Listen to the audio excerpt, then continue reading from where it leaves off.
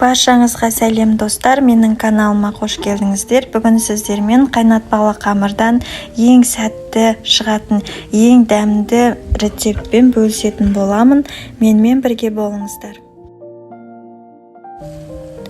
Ең алдымен 1 стакан су құямыз.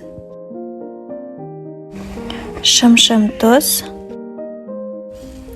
Және 130 грамм сары май немесе маргарин салсаңыздар да болады. Суымыз қайнап, сары май ерігеннен кейін 1,5 стакан ұн саламыз. Баяу отта жасаймыз. Асты жабысып қалуы мүмкін. Осылай тезірек араластырамыз, асты күйіп кетпеу үшін. Және қамырымыз кепкенше араластырамыз. Картоп пюресі тәрізді болып шығады қамырымыз.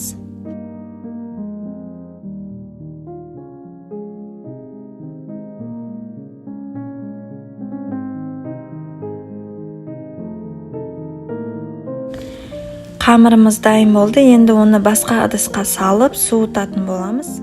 Қамыр толықтай суы қажет. Оны ыстық кезінде жұмыртқаны салуға болмайды.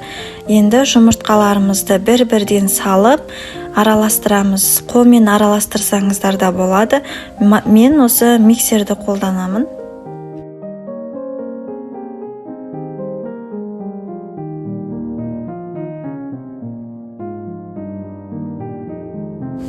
Көріп тұрғандарыңыздай қамыр осындай қатты сұйық емес, қатты қою емес, орташа болу қажет.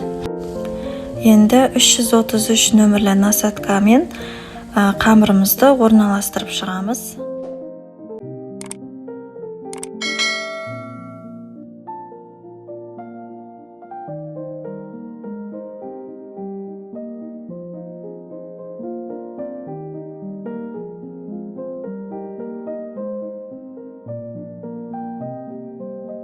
Қамырымызды орналастырып болдық. Енді қызып тұрған пеште 180-200 градуста ашық қоңыр түсті болғанша пісіреміз. Крем жасауға кірісеміз. Енді салқын сливкемізді қоюланғанша миксерлейміз.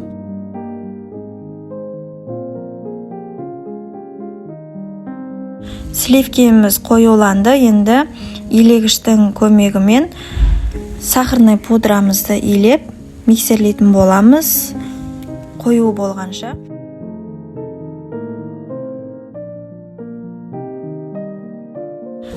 Енді сливки мен сахарный пудрамыз қоюланды. Енді творожный сырымызды салып миксерлейтін боламыз.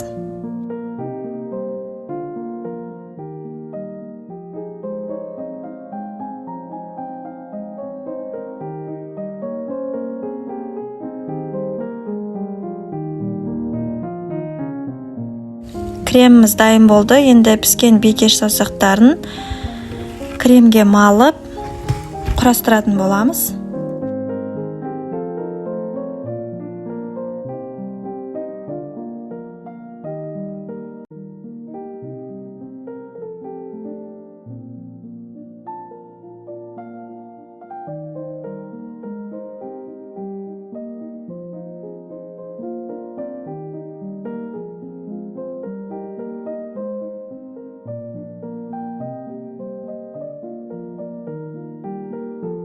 Бетіне еріген шоколадты құйып, апельсин мен кивиді қолдандым. Сіздер басқаша әсемдесеңіздер болады. Рецепт ұнаса лайк басып тіркеліп кетіңіздер. Назарларыңызға рахмет.